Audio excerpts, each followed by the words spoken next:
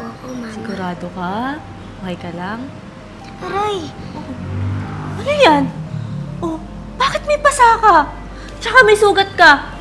Anong ginawa sa'yo ng matandang yon? Sinaktan ka ba? Hindi po, Mama. Tsaka ako lang naman po kasi talaga yung may kasalanan eh.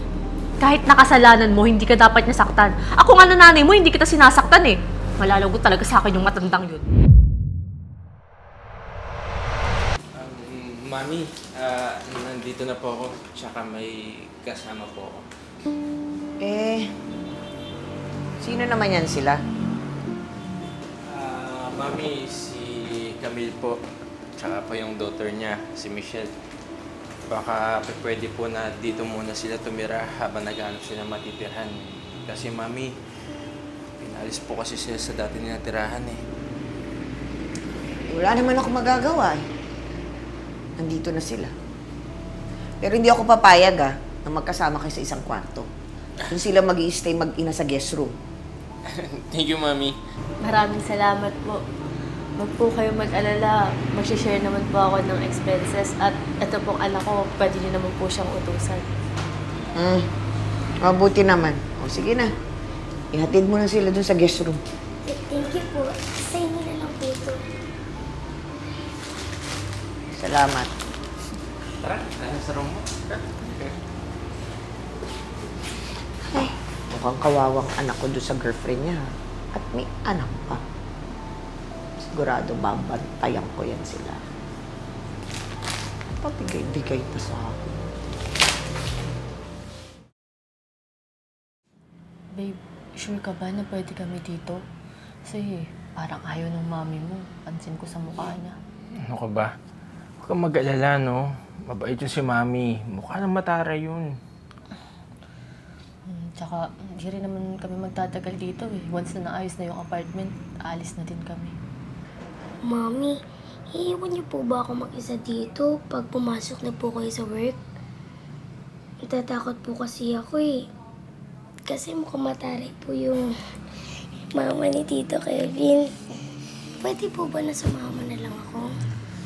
Pwede anak eh. Kailangan mo maiwan dito kasi bawal yung bata sa work ko. Pero pagtapos naman ng work ko, uwi din ako agad. Dito ka lang sa room. Huwag kang lumabas para hindi ka mapagalitan. Opo, Mama. Pero natatakot po kasi talaga ako sa mukha niya. Uy, Parang po kasi ako papagalitan eh. ano ba naman? Ganun talaga yung mukha ni Mami. Pero mabait yung maniwala ka sa akin. Sige na nga. Niniwala na kami sa'yo. Oo, paano? Sige, mag-ayos na kayo ng gamit ha. Tapos magpahinga muna kayo. Mamaya, tatawagin ko kayo kapag kakain na tayo, okay? Sige, thank you, Viva. Sige. Ayos mga tukunan nyo ah. Sige na. Yeah. Basta tayo ng gamit. Okay. Mami, paano? Papasok na po kami ha. Ikaw na po bahala kay Michelle. Ano pa nga ba? Ginawa niyo pa akong yaya o babysitter niyang batang yan. Ay, huwag po kayo mag-alala. Hindi naman po alagayin tong anak ko. Tsaka sabi ko po sa kanya, sa room lang po siya. Siguraduhin niyo lang kasi ayoko ng batang malikot at saka makulit.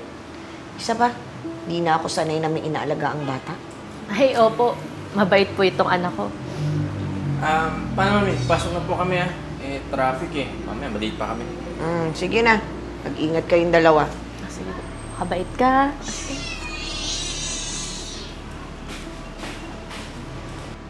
O ikaw, anong tingin mo sa akin ng ganyan? Mukhang tingnan niya ganyan at hindi ako naaawa sa'yo.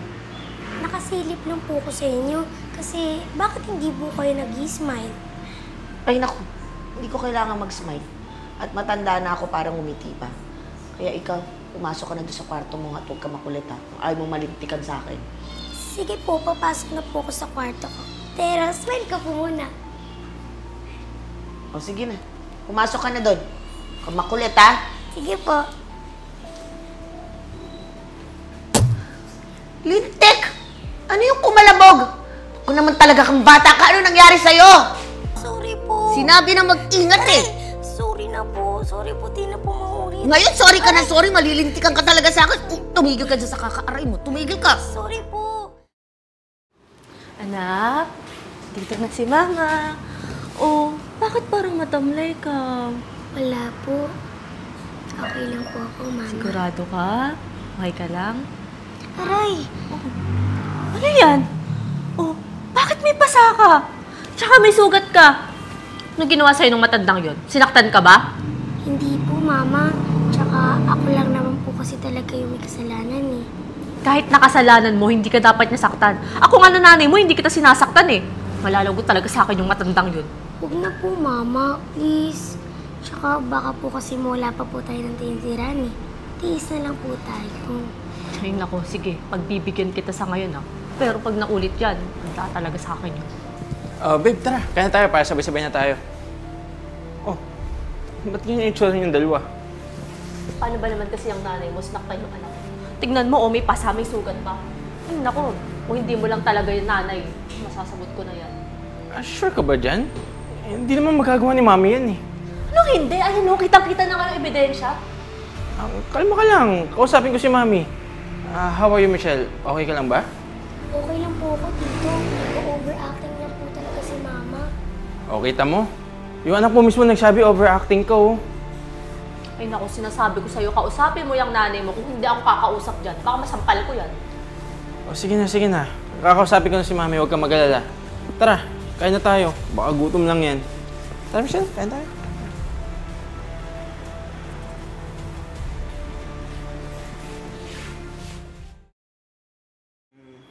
Mami, alis na kami ha. Ikaw na ulit bahala kay Michelle. Anak, pag-ayos namin ng Tito Kevin mo, doon ka lang sa kwarto ha. Huwag kang lalabas. Baka masaktan ka na naman. Oo nga. Dapat yung anak mo doon na lang sa kwarto niyo. Huwag mo kayong mag-alala. Binilin ko nga po sa kanya na huwag na lumabas at baka masaktan na naman. Ay, oo nga. Kasi yung anak mo napakalampa. Huwag kayong mag-alala. Pagtapos po nung apartment namin na pinapagawa, aalis na rin po kami dito. Alam mo, Camille, kanina ka pa eh. Parang may pinariringgan ka eh. Parang pinariringgan mo ko eh. Bakit? Meron ba akong ginawang kasalanan sa'yo, ha? Oo nga, babe. Ba't parang galit na galit ka kay Mami? Paano hindi magagalit? Sinaktan niya yung anak ko. Teka muna, Camille, ah. At sino naman nagsabi sa'yo na sinaktan ko tong anak mo? Oo nga po, Mama. Sino po pa nagsabi sa inyo na sinaktan po ko ni Lola? Eh, ang totoo po, nadapa po talaga ako. Tapos kinamot lang po ni Lola yung sugat ko. Ay! Lintik kang bata ka! Sinabi ko na sa'yo, mag-ingat ka eh! Tumayo ka! Sorry po. O, maglakad! Sorry po. Sige na, lakad na. Sorry na po. Lintik ka talagang bata ka. Sorry po. Sinabi na mag-ingat eh. Sorry na po. Sorry po, di na po maulit. Ngayon, sorry ka na sorry. Malilintikan ka talaga sa akin. Tumigil ka dyan sa kakaaray mo. Tumigil ka. Sorry po. Ang dami-daming sugat, pating isa. Sorry po. Tumigil ka. Lola, thank you po kasi kinagamot niyo po ako.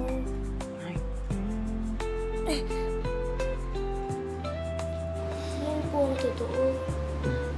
Kita mo, Camille? Sabi ko sa'yo, kahit ganito yung mukha ko, mukha akong mataray, mukha akong salbahe, at hindi ako ngumingiti, hindi ko naman kaya manakit ng bata, no? Mas lalo na yung anak mo. Ang sweet-sweet niyan. Oo, tita. Sorry po Kasi si Michelle sabi sa akin, nakakatakot daw po yung mukha niyo. Tsaka masaktan niyo daw po siya kahapon. Alam mo, hindi ko kaya manakit ng bata. Kaya ikaw, bago ka humusga, alamin mo muna yung katotohanan, ha? Sorry po talaga, tita. Hindi na po mauulit. Oo naman. At hindi na talaga. Kasi, sweet yung apo kong yan. Alam ko naman eh. Magiging apo ko na rin yan eh, di ba? Siguro naman, panatag ka na. Sige na. Pasok na kami sa trabaho, ha? Pamaliit pa kami. Sige po, tita. Pasensya na po ulit. Sige. Taka na kay Lola. Alis na po kami. Sige na. Sinuktan ako to.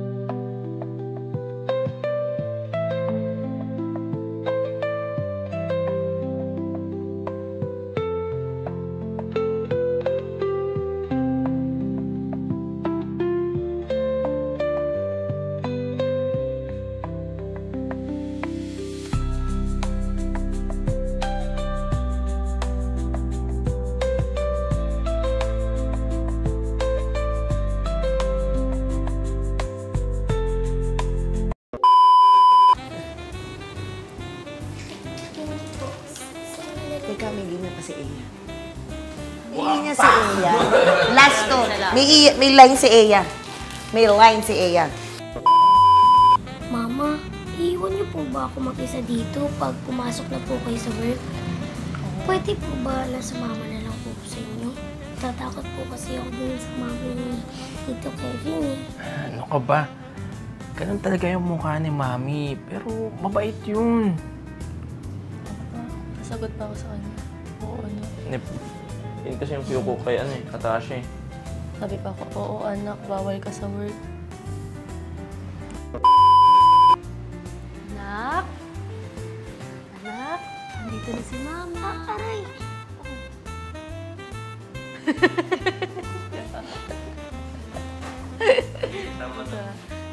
Diba? Ano yan? Bakit may pasa ka? Tsaka may sugat ka?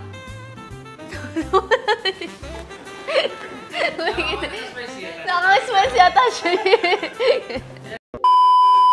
Hi fam, this is Ian Pecho. Hi guys, this is Ea Aizon. Kung naghahanap po kayo ng hot pot with buffet, nagkakalaga po yan sa halagang $899.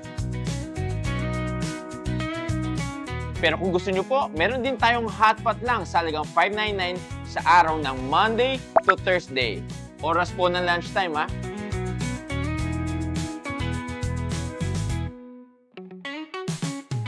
At kung kayo po ay meron dalang sasakyan, huwag kayong mag-alala.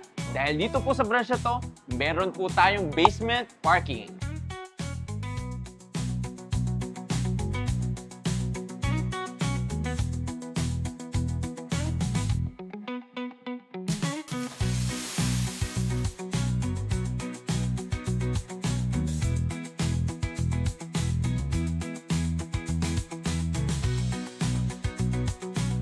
Maraming salamat po sa panonood ng Tibon Manila araw-araw.